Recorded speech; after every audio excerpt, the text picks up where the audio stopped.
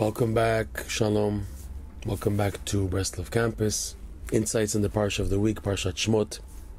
We see, towards the end of the parsha, that Moshe Rabbeinu had a major test. He comes to Pharoah, telling him, the famous statement, let my people go, let them go out to sacrifice.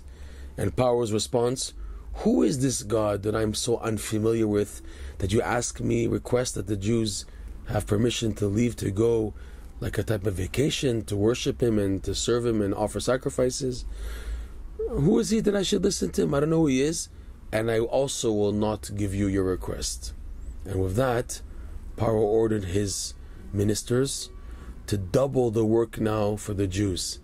If they're able to have access to someone telling them you're going to have vacation and everything, so like Pharoah said, nirpim atem nirpim, you guys are slacking off in your job, you have time to daydream and to think about vacation? No way, I'm going to show you. And he ordered now, don't give them the straw ready so that they can make the bricks. Rather, let them, the Jewish people, also collect the straw and also produce the same amount of bricks. This was very painful and pressuring. And then Moshe Rabbeinu, as if that wasn't not enough, he encountered Datan and Aviram, who even made him feel even worse.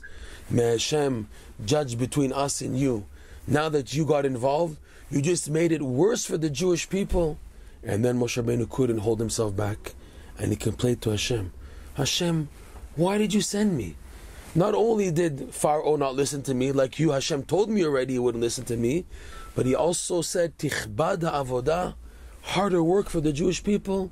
Hashem, I didn't ask this. And if you say I should just shut my mouth, I didn't ask to come to this, you shouldn't have sent me. Why do I have to be tested like this? And Hashem said, you will see now what I'm going to see to Pharaoh. You will see now, Rashi explains on those words, Ata tireh, you will see the salvation now that I'm going to do to the Egyptian empire, but you will not have the merit to see the salvation I will do in front of the Jewish people towards subduing the 31 kings in conquering the Holy Land. Meaning, like Rashi says, that you, Moshe, will not have the merit to enter the Holy Land. What is the connection between Moshe Rabbeinu entering the Holy Land and passing this test?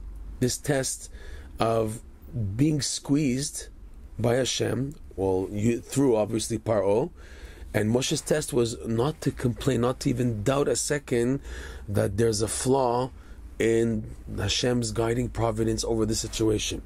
Even though the Jews were meant temporarily to suffer more, now they had to double the work, they had to be hit even more and smacked by the Egyptian overlookers, the taskmasters, that they had to double the job. But it was a temporary period only, until the beginning of the 10 plagues against Egypt. Moshe Rabbeinu was expected to not have doubt in Hashem's ways, that really this is a solution and not a difficulty. But because of the pressure that he got also from Datan and Aviram, evil people, squeezing him even more, you're going to pay the price for what you did now, to make it harder for the Jewish people. Yereh Hashem ve'ishpot, may Hashem see between us and you and judge you for what you're doing. You're making it hard for the Jewish people now. It was such a test that he got so squeezed from the pain and the opposition, which made him lose balance in the clarity of the real truth of the situation, that Hashem is just testing, it's a temporary test. He cracked and he couldn't hold himself back, and he began to let forth his pain to Hashem. Rebbe Nachman explains that these are the tests of the Tzaddikim, or from the Tzaddikim, or also what the Tzaddikim go through. That they're meant not to believe what they see as being the real truth, the real reality. To see something negative and to believe that it's really something positive. It's a big test. Moshe Rabbeinu was expected to hold on at that test, because Hashem promised and stressed, I will take the Jews out of Egypt. I will take the Jews out of Egypt. It's not going to be a dead end. They're going to come out. And here he's seeing a situation where it's the exact opposite. And Hashem, even Rashi brings down next week's parsha, that Hashem says, Nichamti, I regret that I lost such tzaddikim like Avraham, Yitzhak, and Yaakov, that I was able to tell them one thing and then test them with the exact opposite, and they didn't even complain even once. And here you, Moshe Rabbeinu, I revealed myself so many times, reassuring you that I'm going to get the Jews out of Egypt, get them out of Egypt, and you cracked on the test. And by him not holding on, he lost the merit of being in the Holy Land, as opposed to Avraham, Yitzhak, and Yaakov, who all three had the merit to live and be buried in the Holy Land. Moshe Rabbeinu did not have that merit, because Rebbe Nachman explains Eretz Yisrael, the land of the Holy Land of Israel, as opposed to its second name, which is a negative name called the land of Canaan. The land of Canaan means a land of poverty, because the word Canaan, Rebbe Nachman explains, is like a combination of two words. Kan ani, here is a poor person. Eretz Yisrael, the Holy Land, is something even higher. Yisrael is from the wording of Sar, a minister, Rosh, someone on top, positive, wealth. Moshe Rabbeinu lost out the opportunity of being connected fully in his lifetime and in his passing to the Holy Land. Because in order to be in the Holy Land, a person has to be a master of peace at the highest of levels.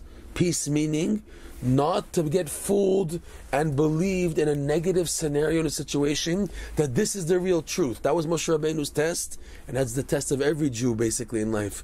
You're confronted with a situation and you're made to be fooled to believe as part of the test, oh, it's all over, it's finished, that's it, it's negative, it's Tisha B'Av, just, that's it, everything is finished, take out the lights, take out the stage, everything's finished. That's the test, to be able to be strong and not to believe that what you see of the negative image as being the real truth.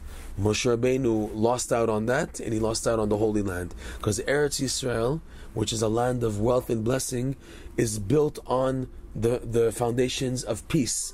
Shalom being that you're able to jive with, you're able to be at peace with anything thrown your way, to be able to take it and just to laugh at it in its face, and not to be pressured or panicky from any situation coming to you, rather knowing it's a test and I can bypass it. This is what Moshe Rabbeinu was expected to do at the end of the parsha.